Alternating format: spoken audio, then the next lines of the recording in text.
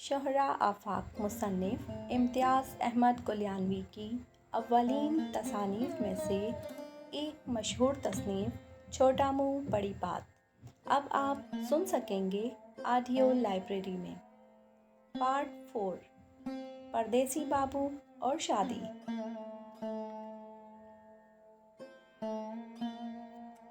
ये इन दिनों की बात है जब मैं छुट्टियां गुजारने के लिए अपने अजीज़ों अकारब के पास सऊदी अरब से पाकिस्तान आया। सब लोग बड़ी मोहब्बत और चाहत से पेश आए। पाकिस्तान में अपने वालिदैन और दूसरे अजीज़ों के साथ मेरे दिन बड़ी अच्छी तरह कट रहे थे। एक दिन मैं सब अपने घर वालों के साथ बैठा मज़े से इन्हें सऊदी अरब में पेश आए खट्टे मीठे वाक़यात सुना रहा था कि अम्मी जान ने मेरे पास आईं और मेरी बलाएं लेते हुए कहा, मेरा इरादा है कि तुम्हारी छुट्टियों के दौरान तुम्हारी शादी कर दूं। शादी का नाम सुनते ही मेरा मुंह ऐसे बन गया जैसे मीठे बादाम खाते खाते कोई कड़वा बादाम मुंह में आ जाता है। मैंने कहा, अम्मी जान, मुझे अभी शादी नहीं करनी। अभी तो अम्मी बात काट कर बोली, तो कब करोगे शादी? जब बूढ़े हो जाओगे। फिर मुलायमत से बोली, बेटा तुम्हें क्या पता मुझे कितनी ख्वाहिश है तुम्हारे सर पे सहरा देखने की। मैं तो बड़ी शिद्दत से इस दिन का इंतज़ार कर रही हूँ जब तुम दूल्हा बनोगे और तुम्हारी बारात सजेगी। वालदा साहिबा की बातें सुनकर मेरी आंखों के सामने एक बारात का नक्शा घूम गया जो चंद रोज़ पहले मैंने देखी थी। बारात की हालत कुछ यूँ थी कि सबसे आगे एक शख्स गले में ढोल लटकाए बड़े इंतकामी जज्बे से पीट रहा था। कभी मुझे उस शख्स के कानों पर तरस आता तो कभी ढोल पर। फिर दूर के ढोल सुहाने वाली मिसाल भी इस दिन मेरी समझ में आई। ढोल वाले के साथ नफीरी वाला मुश्क जैसे पेट को धौंकनी की तरह इस्तेमाल करते हुए तानसेन की रूह से इंतकाम ले रहा था। इन साज़ों को एक गवैये के गधे से मिलती जुलती आवाज़ मज़ीद चार चांद लगा रही थी। गवैये की आवाज़ सुनकर ये तमीज़ करना खासा मुश्किल था कि वो खुशी का कोई गीत गा रहा है या बैन कर रहा है। शायद तीनों शादीशुदा थे। इनके पीछे नोटों के बार वाला दूल्हा घोड़े पर यूं बैठा था जैसे किसी ने कील से ठोंक दिया हो।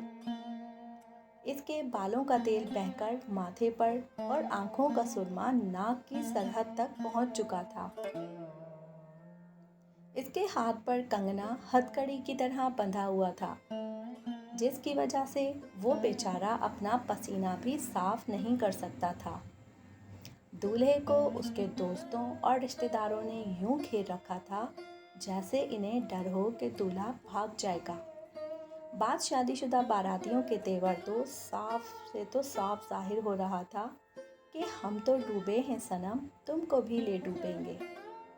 एक मर्तबा घोड़ा हिनहिनाया तो मुझे यूं लगा जैसे ये भी दूल्हे की बदबख्ती और बेबसी पर हंस रहा है। ये सारे मंजर याद आते ही मेरी आंखों के आगे तो अंधेरा सा छाने लगा।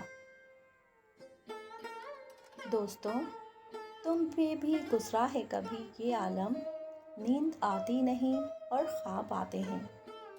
मैं तो ये सोचकर गांव आया था कि चलो फिर वही गांव होगा, वही इसकी दिलदार फिजा, याद माजी के हसीन लम्हों से आरास्ता और मुस्तकबिल के सुनहरी ख्वाबों की रोशनी से मुनव्वर, याराने खुश खसाल और खुबानो खुश अदा की इनायत से माला माल, शब व रोज़ वही पुरानी बज़्म आराई से रज़्म आराई तक सारे मरहले होंगे और हम होंगे। लेकिन यहाँ पर तो मामला ही उल्टा था। मैंने वालदा साहिबा को समझाने की बहुत कोशिश की, लेकिन बेसूद। والدہ صاحبہ نے حکم صادر فرمایا کہ میں ہر حال میں تمہاری شادی خانہ آبادی دیکھنا چاہتی ہوں۔ حالانکہ میں نے انہیں بتایا بھی کہ شادی کو خانہ آبادی تو صرف اور صرف لڑکیوں کے والدین ہی کہہ سکتے ہیں، کیونکہ لڑکے والوں کے لیے تو شادی 100% خانہ بربادی ہی ہوتی ہے۔ آپ کو میں یہ بھی بتاتا چلوں کہ یہ ان دنوں کی بات ہے جب میں اس خوش فہمی میں مبتلا تھا کہ میں بہت ہینڈسم، اسمارٹ اور نہ جانے کیا کیا ہوں۔ جب میں شادی کے لیے ہاں کہہ دوں گا تو لڑکیوں کی لائن لگ جائے گی۔ خود فریبی کا ایک سہارا ہے اگر یہ بھی نہ ہو، آدمی شدت احساس سے پاگل ہو جائے۔ جب میری والدہ صاحبہ اور میری بحث کسی نتیجے پر نہ پہنچی تو امجد بھائی، جو کہ ہم سے چھوٹے ہونے کے باوجود خاصے عقل مند ہیں، جج کے فرائض خود ہی سنبھالتے ہوئے مجھ سے بولے، بھائی شادی تو آپ کو کرنی ہے، پھر راضی کیوں نہیں ہو جاتے؟ آپ کو پتہ ہے عورت کی عمر کے 5 ادوار ہوتے ہیں: بچپن، لڑکپن، جوانی، جوانی اور پھر جوانی۔ لیکن مرد کی عمر کے صرف 4 ادوار ہوتے ہیں: بچپن، لڑکپن، جوانی اور پھر بڑھاپا۔ آپ ابھی تیسرے دور سے گزر رہے ہیں اور اس حقیر پرتفصیل کا مشورہ یہی ہے کہ چوتھے دور میں داخل ہونے سے پہلے شادی کر لیں۔ یہی آپ کے لیے بہتر ہے اور اس معاشرے کے لیے بھی۔ ویسے آپ کے بار بار انکار پر مجھے یہ شعر یاد آ رہا ہے: 2 منفیوں کی ضرب سے مثبت مراد ہے، تو بھی خدا کے واسطے کہتے نہیں نہیں۔ میں نے کہا، میں تو 3 مرتبہ کہوں گا نہیں نہیں نہیں۔ پھر میں نے مذاقاً کہا، امجد صاحب، آپ کو پتہ ہے شادی کے لیے کم از کم 1 عدد لڑکی کا ہونا بھی ضروری ہے۔ اپنے جاننے والوں میں جو لوگ رشتہ دینے کے لیے تیار ہیں، ان کی لڑکیاں مجھے پسند نہیں، اور جو لڑکیاں مجھے پسند ہیں ان کے والدین رشتہ دینے کے لیے تیار نہیں۔ اس کے علاوہ بیوی کے سلسلے میں میرا ایک آئیڈیل ہے۔ امجد صاحب بولے، آئیڈیل بیوی کیسی ہوتی ہے؟ اس کا تو مجھے خاص پتہ نہیں اور نہ ہی کوئی تجربہ ہے، کیونکہ میں نے ابھی تک شادی نہیں کی۔ لیکن میری ذاتی تحقیق کے مطابق بیویاں عموماً 3 قسم کی ہوتی ہیں۔ پہلی قسم، یہ بیویاں ایسی ہیں جنہوں نے دنیا نہیں دیکھی، وہ گھروں میں رہتی ہیں، بچے پالتی ہیں اور چکی پیستی ہیں، یہاں تک کہ در و دیوار کی چکی انہیں پیس ڈالتی ہے۔ دوسری قسم، یہ بیویاں ایسی ہیں جو پان بہت کھاتی ہیں، چھالیاں کترتی ہیں، باتیں بہت کرتی ہیں، شوہروں کو خوش رکھتی ہیں اور میکے والوں کی پرورش کرتی ہیں۔ تیسری قسم، یہ بیویاں انگریزی بولتی ہیں، ساڑی اور جینز پہنتی ہیں، سینما دیکھتی ہیں، جلسوں میں شرکت کرتی ہیں، شوہر ان کی خدمت کرتے ہیں اور وہ قوم کی خدمت کرتی ہیں۔ آپ کا آئیڈیل کون سی قسم میں پنہا ہے؟ برائے مہربانی ہمیں بتا دیں تاکہ آپ کے لیے ایک آئیڈیل بیوی تلاش کرنے میں آسانی رہے۔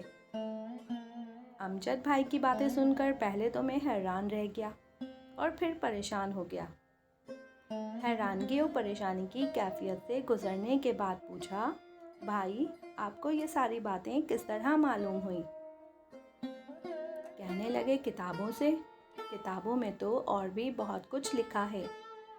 مثلاً دنیا میں شوہر ہی وہ واحد جاندار ہے جس کی کھال بار بار اتاری جا سکتی ہے۔ ایک اور کتاب میں تو شوہر کی پوزیشن اور بیچارگی کو بڑے ہی دلنشیں پیرائے میں بیان کیا گیا ہے۔ بجٹ کے بعد بیوی نے شوہر سے کہا، میک اپ کی چیزوں پر زیادہ ٹیکس لگ گیا ہے، جس کی وجہ سے یہ اشیاء مہنگی ہو گئی ہیں، اس لیے آپ سگریٹ پینا چھوڑ دیں۔ یہ بات سن کر میں نے غصے سے کہا، اس کے باوجود تم مجھے شادی کا مشورہ دے رہے ہو؟ امجد صاحب بولے، بھائی جان، आप भी बहुत भोले हैं। किताबों में सारा सच कहाँ लिखा होता है? वो तो कुछ पढ़ा भी लेते हैं ज़ेबे दास्तां के लिए।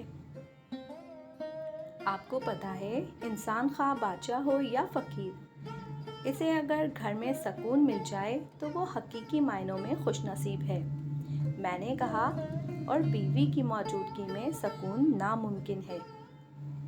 भाई साहब बोले, क्यों नामुमकिन है? आप किसी ज़हीन और ख़ूबसूरत सी लड़की से शादी कर लें, आपका घर भी जन्नत का नमूना बन जाएगा। मैंने कहा, इसके लिए तो मुझे 2 शादियां करनी पड़ेंगी, क्योंकि किसी एक लड़की में इन दोनों सिफात का पाया जाना इतना ही मुश्किल है जितना किसी वज़ीर का इसके घर में मिल जाना। वालिद मोहतरम, जो काफ़ी देर से खामोश बैठे हमारी बहस ला हासिल सुन रहे थे, उन्होंने इस बहस को इस तरह समेटा जिस तरह हसीना मोइन आखिरी किस्त में ड्रामे की कहानी को समेटती हैं। वालिद साहब ने हुक्म नादिर शाही सादिर फरमाया कि तुम्हारी शादी इसी माह होगी, और बस। अपनी हालत ज़ार देखकर मुझे ये शेर याद आया, दानिश में अफलातून से कमतर नहीं हूँ मैं, पर घर में एक ज़ीरा बराबर नहीं हूँ मैं। वालिद साहब ने अपनी जलालत को बरकरार रखते हुए ऐलान फरमाया कि फ़लाँ फ़लाँ लड़की हमारी नज़र में है, तुम इनमें से एक को पसंद कर लो। मैंने दुरूद शरीफ का विर्द करते हुए बड़ी मुश्किल से हिम्मत की और डरते डरते कहा, फ़लाँ नंबर 1 लड़की से तो मैं बिल्कुल शादी नहीं करूँगा, क्योंकि क्रिकेट खेलते हुए बहैसियत अंपायर उसके भाई ने मुझे एक मर्तबा गलत आउट करार दिया था। इस दिन से वो पूरा ख़ानदान मुझे वेस्ट इंडीज़ के बॉलरों की तरह जहर लगता है। और फ़लाँ नंबर 2 लड़की से तो मैं शादी कर ही नहीं सकता, क्योंकि जब मैं मैट्रिक का इम्तिहान 8वीं मर्तबा दे रहा था तो उसके टीचर बाप ने नकल करते हुए मुझे पकड़ लिया था और बोटी भी छीन ली थी। और इससे पहले कि मैं फ़लाँ नंबर 3 लड़की के बारे में कोई उज़्र तलाश करता या पेश करता, वालिद साहब आवाज़े बुलंद बोले, चलो फ़लाँ नंबर 3 लड़की से तुम्हारा रिश्ता पक्का। ये सुनते ही तो मेरे औसान खता हो गए। मैंने भागकर वालिद साहब के पांव पकड़ लिए और इनसे फैसला मुलतवी कराने की दरख्वास्त की, लेकिन वालिद साहब न माने। मैंने मुंह बसोड़ते हुए कहा, मैं कम से कम लड़की को देख तो लूं, फिर आप फैसला कीजिएगा। वालिद साहब बोले, ठीक है, तुम लड़की ज़रूर देखो, मुझे कोई एतराज़ नहीं। फिर वालिद साहब ने नरमी से मुझे समझाते हुए कहा, बेटा, शादी ज़रूर करनी चाहिए, क्योंकि शादी के बगैर इंसान नामुकम्मल है। मैंने फ़ौरन कहा, जी, शादी के बाद भी तो इंसान नामुकम्मल है। इसके जवाब में वालिद साहब ने गुस्से से मुझे घूरा। अगले दिन मुझे देखते ही अमजद भाई मुस्कुराए और बोले, शुमारे ज़ख्म अभी से फराज क्या करना, अभी तो जान मेरी इब्तिदा बहार थी। मैंने भाईजान का तंज नज़रअंदाज करते हुए कहा, भाई, किसी भी तरह से कोई तरकीब निकालो, मैं फ़लाँ नंबर 3 लड़की को देखना चाहता हूँ। भाई अमजद बोले, इसमें मुश्किल कौन सी बात है, आप तो माशाल्लाह फार्म से आए हैं, कोई छोटा मोटा तोहफा लें, सीधे उनके घर चलते हैं। कोई पूछे तो कह देना, मैं आपके लिए सऊदीया से ये तोहफा लाया हूँ और आपको देने आया हूँ। वैसे इस बात की नौबत तो नहीं आएगी, क्योंकि वो हमारे रिश्तेदार भी तो हैं। इनके घर के पास पहुंचकर जैसे ही घंटी बजाई, मुस्तकिल दरवाजे से एक चौकोर सी लड़की निकली, जिसका मुंह तिकोन और आंखें दायरे की तरह थी। नाक पता नहीं थी भी कि नहीं, क्योंकि मुझे नज़र नहीं आई। वो लड़की क्या थी? पूरा का पूरा ज्योमेट्री बॉक्स था। इसकी सेहत माशाअल्लाह माशाअल्लाह, गोलू पहलवान और छारे पहलवान की याद ताज़ा करती थी। मैंने भाई अमजद से पूछा, ये गेंडा नुमा लड़की कौन है? तो वो मुस्कुराकर बोले, भाईजान, यही मरीज की मखलूक तो हमारी होने वाली भाभी है। ये सुनते ही मैं इतनी तेज़ी से भागा कि अगर 100 मीटर की आलमी दौड़ में इस रफ्तार से भागता तो कार्ल लुईस का रिकॉर्ड तोड़ देता। इस वाक़े ने हमारी तबीयत में एक अजीब तरह का सोज़ो गदास पैदा कर दिया। अक्सर हमारा दिल आठ आठ आंसू रोता और अपने वालिदैन के सामने में अक्सर खुश्क आंखों पर रुमाल फेरकर अख्तर इमाम का ये शेर पढ़ता, अपनों की चाहतों ने भी क्या क्या दिए फरेब, रोते रहे लिपट कर हर एक अजनबी के साथ। एक मर्तबा भाई अमजद ने समझाया कि भाईजान, ख्याल रखिएगा, अगर अजनबी में कोई सिनफ़े नाजुक भी शामिल हुई तो लेने के देने पड़ जाएंगे। इसके बाद हमने ये शेर पढ़ना बंद कर दिए, लेकिन खुश्क आंखों पर रुमाल फेरकर रोने का ड्रामा जारी रखा।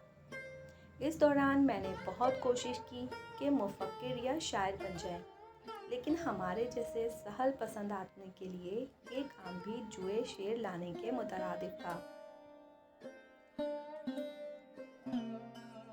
हमारे गांव के करीब एक बहुत ही कहाँ पहुँचे हुए ये नहीं मालूम नजूमी थे।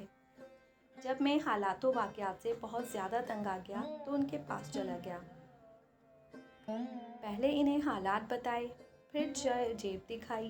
तगड़ी फीस देखते ही इनकी अक्ल सलीम, जो पहले घास चरने गई हुई थी, फ़ौरन अपनी जगह पर वापस आ गई।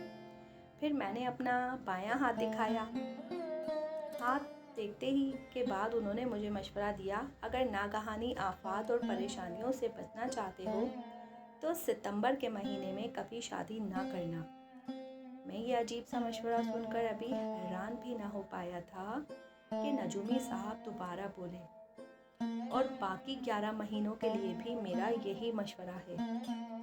तब मेरी समझ में सारी बात आ गई।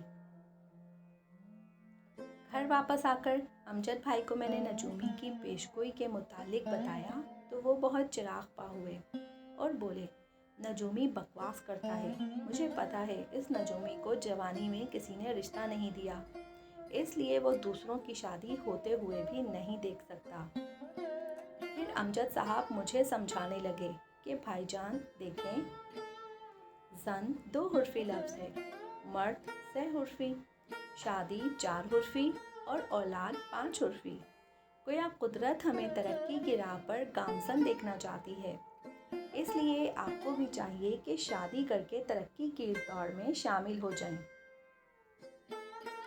मैंने कहा, बेवकूफ़, 6 हुर्फी लफ्ज़ है और बेचारगी 7 हुर्फी लफ्ज़ है, इसके बारे में आपका क्या ख्याल है? क्योंकि जहाँ तक मेरी अकल काम करती है, इस दौड़ के आखिर में सिवाय बेचारगी के कुछ हासिल नहीं होता। अमजद भाई तंग आकर बोले, आपको समझाना तो भैंस के आगे बीन बजाना है। वालिद साहब, जो काफ़ी देर से हमारी बातें सुन रहे थे, वो भी गुस्से से बोले, तुम्हारी शादी इसी हफ्ते में होगी, ये मेरा फैसला है। पता नहीं आजकल के लड़कों को क्या हो गया है। एक हमारा दौर था, वालिदैन ने जो कहा औलाद फ़ौरन मान लेती थी। वालिद साहब की ये बातें सुनकर मैं किसी खपती प्रोफेसर की तरह झूमता हुआ उठा और लियाकत अली ख़ान की तरह मुक्का हवा में लहराते हुए कहा, अब्बा जान, गुज़रे हुए कल और आज में बड़ा फ़र्क है। कल वालिदैन अपने बच्चों के नाम मुसलमान मुजाहिदों के नाम पर रखते थे, मगर आज के वालिदैन फिल्मी अदाकारों के नाम पर नाम रखते हैं। कल शौहर को दफ्तर से आते ही घर में खाना तैयार मिलता था, मगर आज शौहर को दफ्तर से आते ही खाना तैयार करना पड़ता है। कल शौहर बीवी के सर का ताज था, आज शौहर बीवी का मोहताज है। कल पर्दा औरत की जीनत था, मगर आज पर्दा खिड़की और दरवाज़ों की जीनत है। कल लड़की की शादी होती थी तो वो पराई हो जाती थी, मगर आज शादी के बाद लड़के पराए हो जाते हैं। कल इतने में अमजद भाई भागते हुए आए, एक हाथ मेरे मुंह पर रखा और दूसरे से मुझे झंझोड़ कर कहा, भाईजान होश में आए, आप क्या बोल रहे हैं? फिर अमजद भाई ने बाआवाज़े बुलंद ये शेर पढ़ा, لازم ہے احترام بزرگوں کا، دل سے خیال حکم عدولی نکال دے۔ نہ ڈال کر پر کبھی کام آج کا، میرے عزیز تو اسے پرسوں پہ ٹال دے۔ بھائی امجد نے آخری مصرع بہت آہستہ آواز میں پڑھا، جسے میرے سوا کوئی نہ سن سکا۔ اس مصرعے نے میرے 14 طبق روشن کر دیے۔ اگر ہم شادی سے بچ نہیں سکتے تو اسے کچھ عرصے کے لیے ٹال تو سکتے ہیں۔ یہ خیال آتے ہی میں سیدھا PCO پبلک کال آفس گیا۔ وہاں سے سعودی عرب اپنے ایک دوست کو فون کیا اور کہا میری طرف فوراً ایک ایمرجنسی خط بھیجو کہ میری چھٹی کینسل ہو گئی ہے اور مجھے ہر حال میں سعودی عرب واپس پہنچنا ہے، وہ بھی جلد از جلد۔ میرے دوست نے پوچھا وجہ کیا ہے، مگر میں اس کو کیا بتاتا۔ فون کر کے میں اسی شام سیر کے بہانے مری چلا گیا۔ چند دن بعد جب گھر واپس آیا تو کمپنی کی طرف سے چٹھی پہلے ہی پہنچ چکی تھی۔